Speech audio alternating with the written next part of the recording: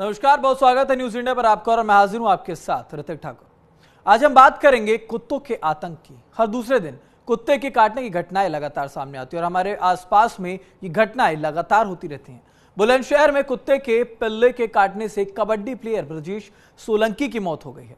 दरअसल कुत्ते के पिल्ले के 1 महीने बाद तक ब्रजेश सोलंकी ने एंटी रेबीज का इंजेक्शन नहीं लगवाया था। तो यूपी के प्रतापगढ़ में केवटली गांव में घर में घुसकर एक आवारा कुत्ते ने नवजात को शिकार बनाया। हालांकि घर वालों ने नवजात को समय रहते बचा लिया, लेकिन देश में कुत्तों के काटने की घटनाएं जो हैं वो बेहद डरावने वाली हैं और सोसाइटी कॉलोनी में कुत्तों को रखने के लिए नियम बेहद जरूरी है। सूरत में तो निगम ने इस सख्ती से लागू कर दिया है, लेकिन बाकी शहरों की अगर बात की जाए तो आवारा कुत्तों का आतंक देखने को लगातार मिलता है। बड़े शहरों में नियम तो निगम ने बना रखा है, लेकिन एनओसी की बात अगर की जाए तो अधिकतर लोग बिना एनओसी के पालतू कुत्ते रख रहे हैं और सोसाइटी में ये एक बेहद बड़ा खतरा है। तो कुत्तों से सावधान होने की बात लगातार कही जाती है, लेकिन हकीकत यही है कि इन कुत्तों से सावधानी बरतने की बहुत ज्यादा जरूरत है, क्योंकि कुत्तों का जो खौफ है वो लगातार सोसाइटियों में देखने को मिलता है। तमाम तस्वीरें हम लगातार साझा करते हैं कि किस प्रकार से एक बच्चा घर से बाहर जब खेलने के लिए निकलता है तो उसके साथ जो ये आवारा कुत्ते सड़कों पर होते हैं वो एकदम उन पर झपट्टा मार देते हैं। तो ऐसे में तमाम जो तस्वीरें निकल कर आती है, जो खबरें निकल कर आती हैं, उससे ये साफ तौर पर जाहिर होता है कि ये जो डर है ये अभी भी बरकरार है। एनओसी की अगर बात की जाए तो अधिकतर लोग बिना एनओसी के पालतू कुत्तों को रख रहे हैं, क्योंकि अगर कुत्तों की हम बात कर रहे हैं तो कई ऐसी ब्रीड्स हैं जिन्हें प्रतिबंध कर दिया गया है। पिटबुल में तमाम ब्रीड्स आती हैं। कुत्तों की अगर बात कर रहे हैं हम तो तमाम ब्रीड्स इनमें आती है जिन ब्रीड्स पर प्रतिबंध लगाया गया है।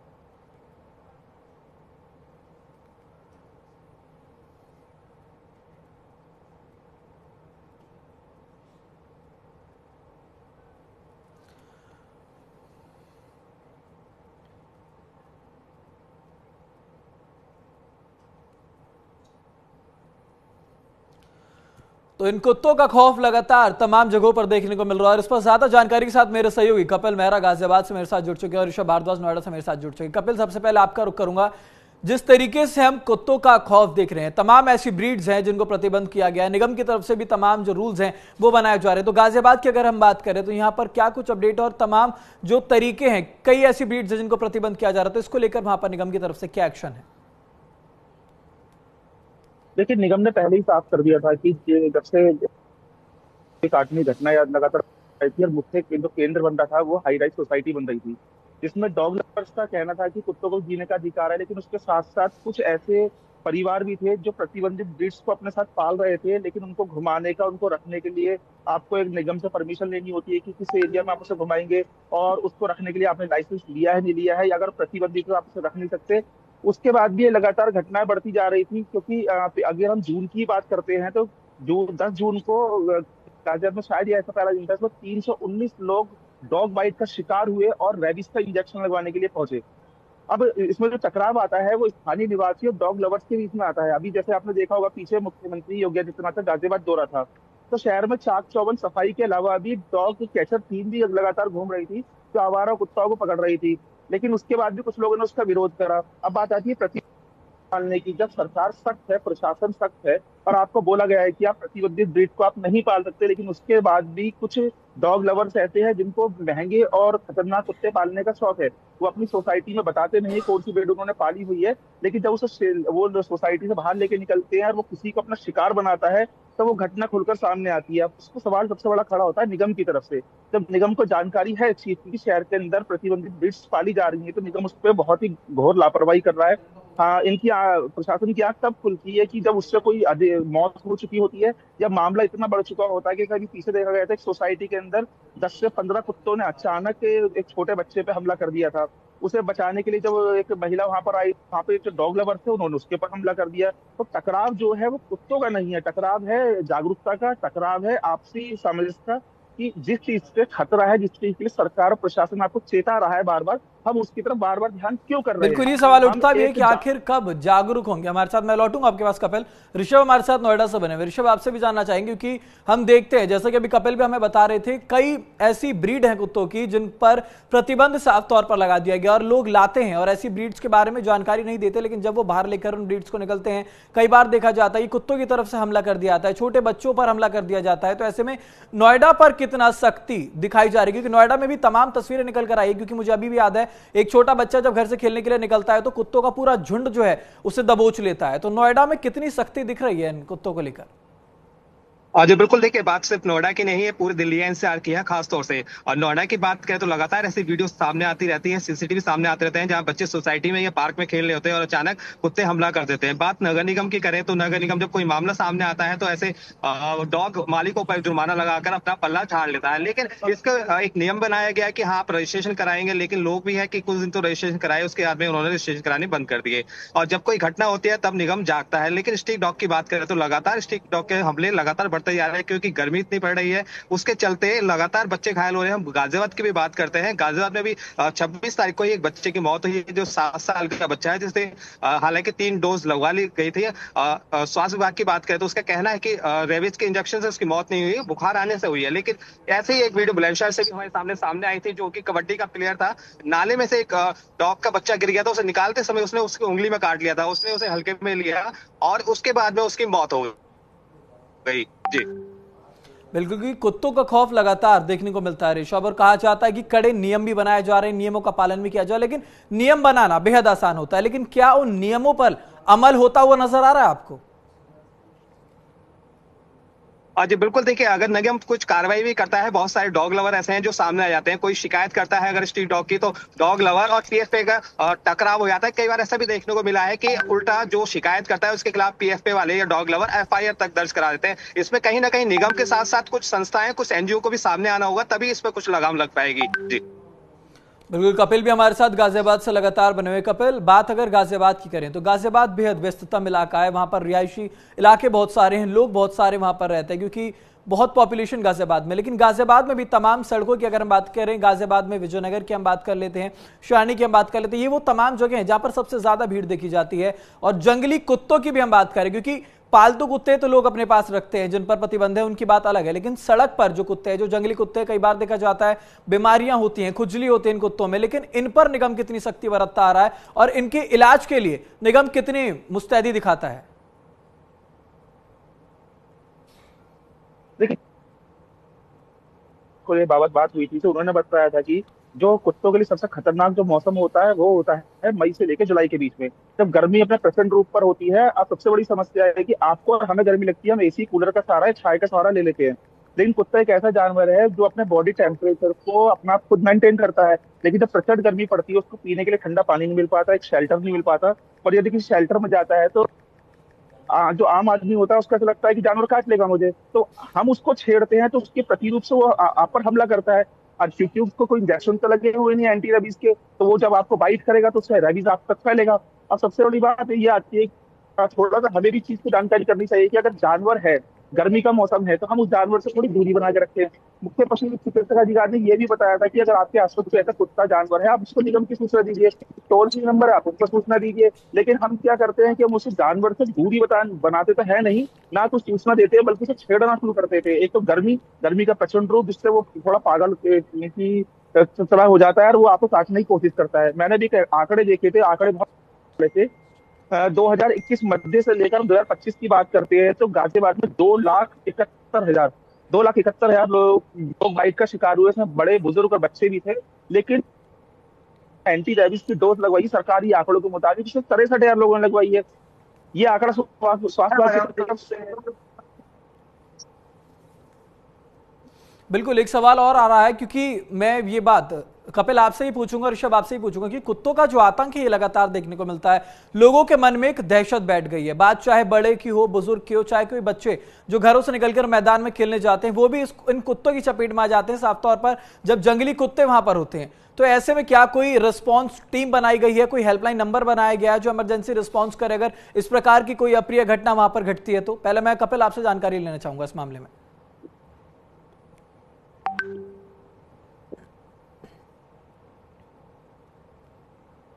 इन्होंने सिर्फ ऐसा बोला गया है कि एक हेल्पलाइन नंबर है, लेकिन वो हेल्प नंबर क्या है वो अभी तक जाहिर नहीं हुआ है। रिस्पॉन्स टीम तो तभी एक्टिव होती है जब शहर के अंदर कोई वीवीआईपी मूवमेंट होती है। अब सवाल ये बनता है, एक समय में गाजियाबाद के अंदर आवारा गायों का और जो बैल थे, सांडों का उनका आतंक था, तो निगम ने इसको प्राथमिकता लेते हुए नंदी पार्क की स्थापना करी। जिसमें शहर के अंदर घूमने वाले गौवंशों को रखा गया। तो आज के डेट में अगर शहर की बात करता हूँ तो उसके अंदर गौवंश बहुत ना के बराबर ही शहर में घूमते दिखते हैं। तो शायद प्रशासन को, खासतौर पर निगम को, इस बात का ध्यान देना चाहिए। जिस प्रकार नंदी पार्क की स्थापना करी गई और शहर से आवारा गौवंश पकड़ के वहां रखे गए, उनकी सेवा हो रही है, उन्हें खिलाई पिलाई का ध्यान है। इसी प्रकार से अगर डॉग्स कैचर जब टीम सड़क पर काम कर रही है तो उनको लाकर उनको रखने के लिए शेल्टर होम बनाना चाहिए। हमने पीएफए कुछ अधिकारी से बात की तो उन्होंने बोला कि हम अपने अपने स्तर पर एक देहात क्षेत्र के अंदर शेल्टर बना तो रहे हैं, लेकिन हम शेल्टर में रख नहीं सकते कि उनका ट्रीटमेंट कर सकते हैं। अब ये बात आती है कि अगर एक प्राइवेट एनजीओ इसके इनिशिएट ले रही है तो क्या निगम को इस तरह की प्राथमिकता नहीं होनी चाहिए कि एक डॉग शेल्टर होम बना दिया जाए और जो है शहर में जो आवारा कुत्ताओं का आतंक बढ़ रहा है, उन कुत्तों को पकड़ के वहां रखा जाए, जिससे शहर में होने वाली जो डॉग बाइट की घटना है उस पर लगाम कसी जा सके। बिल्कुल। नोएडा से ऋषभ भी मेरे साथ बने हुए। ऋषभ, आपसे भी जानना चाहेंगे, क्योंकि जिस प्रकार से घटनाएं लगातार घटित हो रही है, कहीं ना कहीं लोगों के मन में अब इन कुत्तों से दहशत फैल गई। क्योंकि पहले हम देखते थे कि लोग दरवाजों पर खाली लगाते थे, बी अवेयर ऑफ डॉग्स, कुत्तों से सावधान रहे, लेकिन अब हकीकत यह है कि इन कुत्तों के चलते जिस तरीके की दिक्कतों का सामना करना पड़ रहा है, रेबीज से प्लेयर की मौत हो जाती है, बच्चों में दहशत हो गई, बच्चे घरों के बाहर खेलने से निकलने से डरते हैं, बड़े बुजुर्ग जो घरों से बाहर निकलते हैं टहलने के लिए वो कुत्तों की चपेट में आ जाते हैं, कुत्ते उन पर लगातार हमला कर देते हैं। तो ऐसे में क्या नोएडा में भी कोई इमरजेंसी रिस्पॉन्सिव टीम बनाई गई हो, कोई इमरजेंसी हेल्पलाइन नंबर बनाई हो कि अगर इस प्रकार की कोई घटना होती है तो वहां पर एकदम से जो रिस्पॉन्स की टीम है वो एकदम वहां पर पहुंच जाए?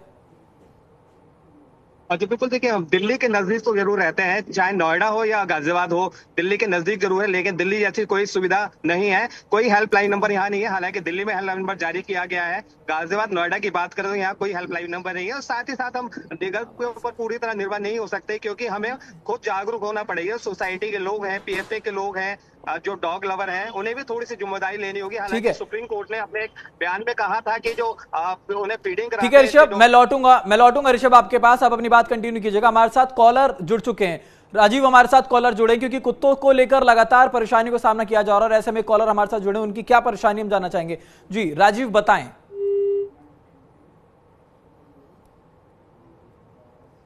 तो राजीव से हमारा संपर्क हो नहीं पा रहा है फिलहाल। ऋषभ, आप कंटिन्यू कीजिए, आप क्या कह रहे थे?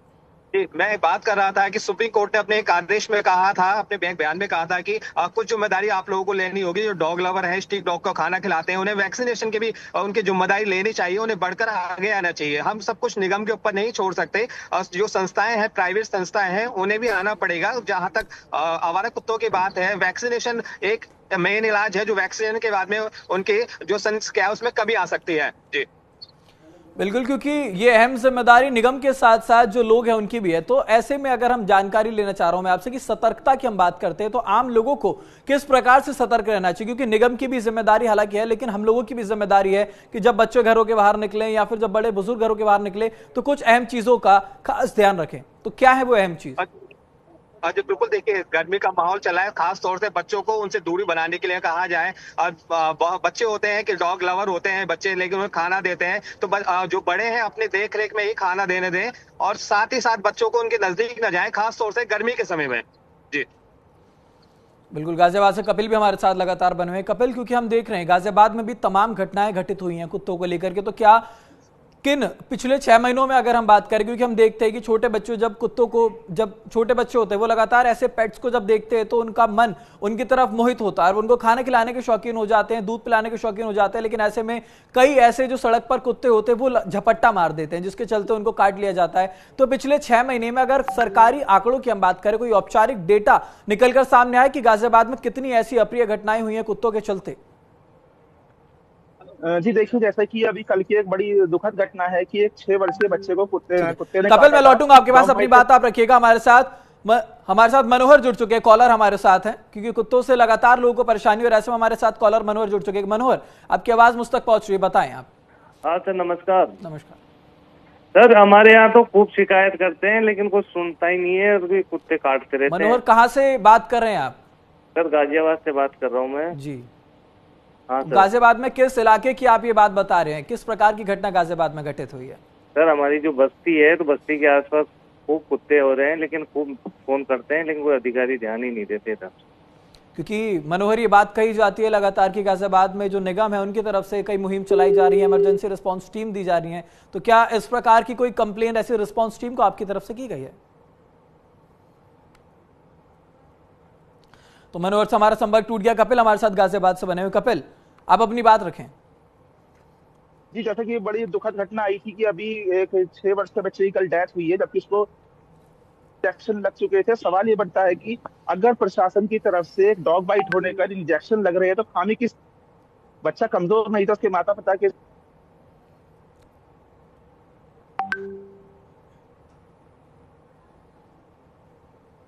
गड़बड़ थी, या जो उसको सीरम लगना चाहिए था, सीरम की कमी थी।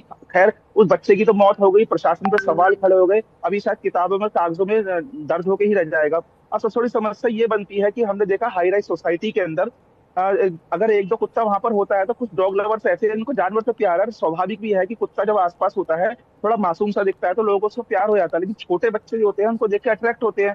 गर्मी का माहौल चल रहा है, और कुत्ते को ना पीने के लिए पानी मिल पाता है, ना शेल्टर मिल पाता है, ना खाने की व्यवस्था हो पाती है। उस टाइम बहुत उग्र हो जाता है। और सबसे ज्यादा शिकार इसीलिए छोटे बच्चे बनते हैं, क्योंकि उनके बच्चे, कुत्ता उनको अट्रैक्ट करता तक होकर उनको काट लेता है।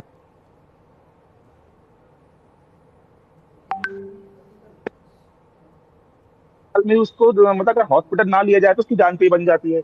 अब सारी सवाल बनते हैं, घूम फिर के प्रशासन की तरफ बनते हैं कि यार, इतनी मौतें होने के बाद, या 3.25 साल में 2,71,000 लोगों को जो बिल्कुल कपिल, कुत्तों ने क्योंकि काटा, डॉग सवाल बाइट के शिकार प्रशासन हुए। से ऐसे में बहुत सारे खड़े होते हैं, और ऐसे सवाल अगर हमारे दर्शक जो हमें देख रहे हैं उनके मन में भी इस प्रकार का कोई सवाल उठ रहा है, क्योंकि कुत्तों को लेकर लगातार जो दहशत है, जो आतंक है, वो देखा जा रहा है देश भर में, तमाम जगहों पर इस तरह की घटनाएं आती हैं। तो स्क्रीन पर हमने नंबर दिया, अगर किसी भी प्रकार का सवाल हमारे दर्शकों को है, देश भर के किसी भी कोने में उनका अगर कोई सवाल है, तो वो इस नंबर पर कॉल करें और हमसे संपर्क करें, ताकि उनकी आवाज जो हम न्यूज इंडिया की तरफ से उठा सके। क्योंकि तमाम जगहों पर देखा जा रहा है कुत्तों का जो आतंक है वो लगातार, उसके प्रकोप में जो बच्चे हैं, जो बुजुर्ग हैं, वो सबसे ज्यादा आ रहे हैं।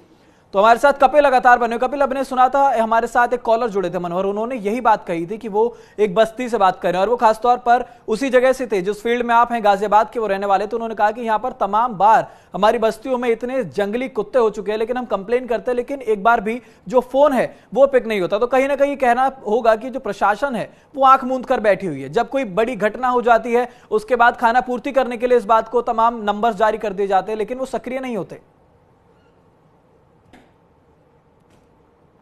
जी देखिए, जैसा कॉलर ने बताया, कॉलर ने जो बताया वो बिल्कुल हकीकत है। ग्राउंड पर अगर आप इस चीज को देखेंगे तो लाइन पार क्षेत्र जो है वो कभी मलिन बस्तियों में आया करता था, लेकिन आज भी यहाँ पर कुछ इलाके ऐसे हैं जहाँ पे इंसान कम कुत्ते ज्यादा रहते हैं। हर बार डॉग बाइट का शिकार होते हैं, क्योंकि लोग जो कुत्ता है वो एक सामाजिक प्राणी है, जहाँ पे इंसान होता है उसकी तरफ मूवमेंट करता है। अब विजयनगर क्षेत्र में कुत्तों का आतंक इतना बढ़ चुका है, कहने को तो जोनल ऑफिस है वहां पर, देखते तो कर्मचारी आपको मिलते नहीं। आप शिकायत वहां पर देते हैं, शिकायत तो हो पाता है। अब आखिर का जो ढीला रवैया क्यों हो रहा है, वो समझ से बाहर हो रहा है। आप बात करेंगे इस बात को लेकर कि समस्या बढ़ती जा रही है, तो वही खाना पूर्ति वाला जवाब होता है। इस पर एक कमेटी बनाई जा रही है, इस पर लेकर विचार कर रहे हैं, इस पर हम काम करेंगे, गोलमोल रवैया घुमा कर बातों को टला देते हैं। लेकिन समस्या उसके साथ होती है, इसमें कुत्ता काट, समस्या उसके साथ होती है जिसके बच्चे की मौत हो जाती है, समस्या उसके साथ होती है जो लगातार हॉस्पिटलों के चक्कर काट रहा है और उसको रेबीज के इंजेक्शन नहीं लगते। बिल्कुल, जो भुक्तभोगी होते हैं कहीं ना कहीं सबसे ज्यादा समस्या उनके साथ निकल कर आती है, और उन्हीं को उस दुख को झेलना पड़ता है। ऋषभ भारद्वाज नोएडा से हमारे साथ बने। ऋषभ, आपसे भी जानना चाहेंगे, नोएडा की हम बात कर रहे हैं, हालांकि देश भर में ये घटनाएं घटित हो रही है, लेकिन नोएडा एक हाईटेक सिटी माना जाता है, नोएडा में लोग सबसे ज्यादा व्यस्त रहते हैं। लेकिन प्रशासन को जब पता होता है ऋषभ कि जो बारिश का मौसम आता है, जब गर्मी का मौसम आता है, तो ऐसे में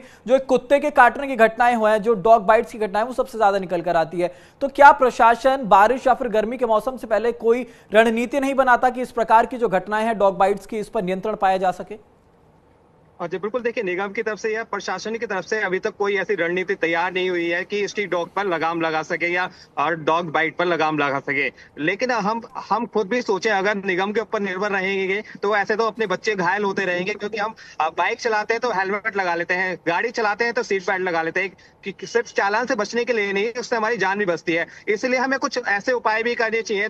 निगम या प्रशासन कोई कानून नहीं बनाता कि हम भी कुछ कर सके और हमारे बच्चे जो डॉग बाइट है उससे बच सके। जैसे सोसाइटियां हैं नोएडा में, तो वहाँ के RW अध्यक्ष जो है उन्हें कुछ नियम बना देने चाहिए, एक फीडिंग एरिया बना देना चाहिए, उस पर काफी लगाम लगेगी। जी बिल्कुल, क्योंकि ऋषभ बात अगर हम नोएडा की करते हैं तो ऐसे में जो नोएडा अथॉरिटी है उसकी मुस्तैदी कहीं ना कहीं देखने को मिलती है। जो फोनरवा है यानी कि जो पूरे नोएडा के आरडब्ल्यूए होते हैं, इनका जो समूह है वो लोग मिलकर लगातार कार्रवाई करने में जुटे रहते हैं। फीडिंग पॉइंट्स बनाए गए इन लोगों की तरफ से। तो क्या ये जो फीडिंग पॉइंट्स नोएडा अथॉरिटी की तरफ से जो आरडब्ल्यूए उनकी तरफ से बनाए गए, ये भी एक डॉग बाइट का शिकार इस फीडिंग पॉइंट पर भी जाने के बाद लोग बन जाते हैं? ये कितना काम आ रहा है फीडिंग पॉइंट बनाना?